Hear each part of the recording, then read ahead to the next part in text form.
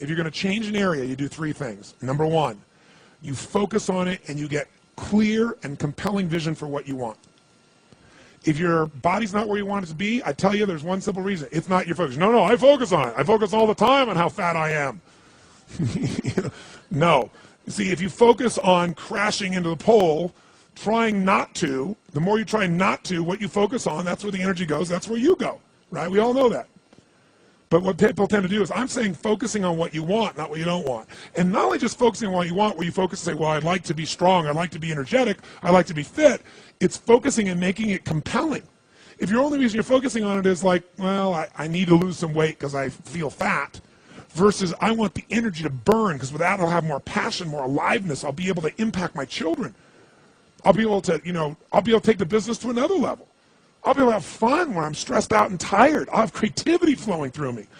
You can't just focus on it. You got to create a clear and compelling future in that area that will pull you towards it so you're not trying to push yourself.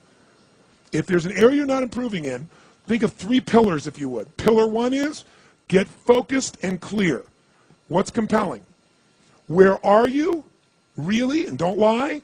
Where do you want to be? And make it so compelling you can't help it. When you wake up in the morning, you want to transform this area of your life. So the quality of your life already is better just because you are so excited about what you're after.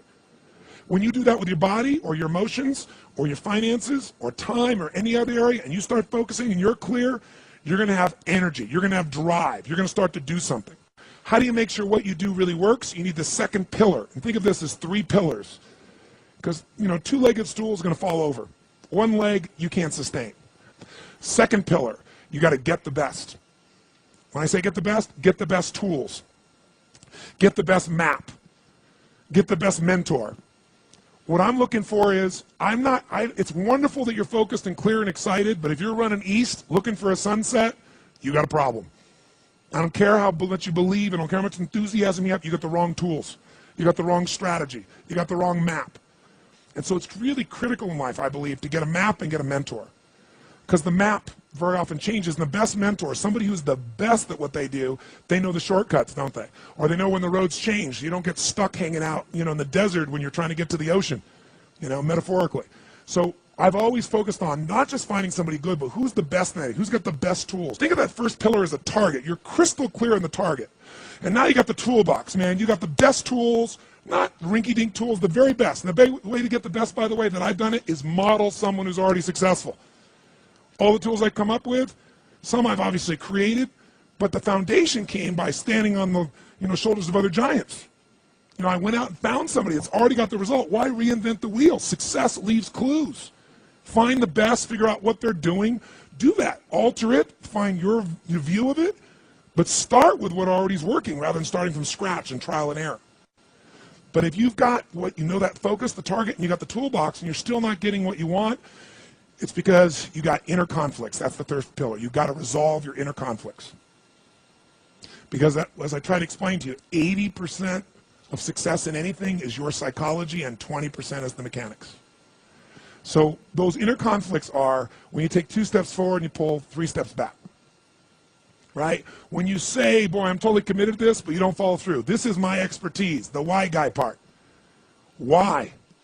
Why do you keep saying you want this? You have crystal clarity, you have the tools, and you're still not getting it? There's a conflict in you. You want to be totally successful, but you're afraid at some level that if you are totally successful, you will not be loved. You'll be rejected.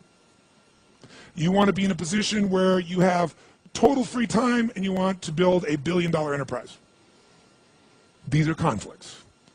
You really, truly know you got the tools and talents to make this happen, but a part of you doesn't think you deserve to succeed because of something you did at some point in your life or something you made up. Or you think making money or being successful economically is not spiritual. And you're committed to being spiritual, and yet the other part of you, it's the inner conflicts between fighting parts. So what do we do in this third pillar? Think of it as a vault we got to unlock. Think of it as unlock and unleash. That's the third pillar. The way you unlock and unleash is you identify the conflicts. You get clear what they are. So you may have total clarity, even the tools, but how can you totally unleash and commit when you're being pulled in 2 different directions? You say, Tony, how do I solve that? There isn't one way. You've got to get clear about what's most important to you today, not what you think you should do based on an old blueprint, an old belief system, your parents, society, your friends. Otherwise, you'll succeed and not be fulfilled. So once you identify the conflicts, now what you got to do is align. Align your life with what you really value. Align your life with what is most important to you. And then once you are in a position where you're aligned, guess what you'll do? Take action. You won't have to work at it. When everything's in alignment, there's nothing pulling you away, boom, you go for it. But when you say, I want a relationship, but at the same time, simultaneously, I want to be in a position where, I never have to, I only get what I want every moment, or I never have to commit to anything, then obviously you're never going to get there. That inner conflict must be resolved. Once you align and you take action, guess what's going to happen? You're going to achieve. And once you achieve, you succeed. When you succeed, I'll tell you what you got to add to it. Celebrate, right? And then contribute. Pay it forward, if you will. As corny as that sounds. Remember the movie?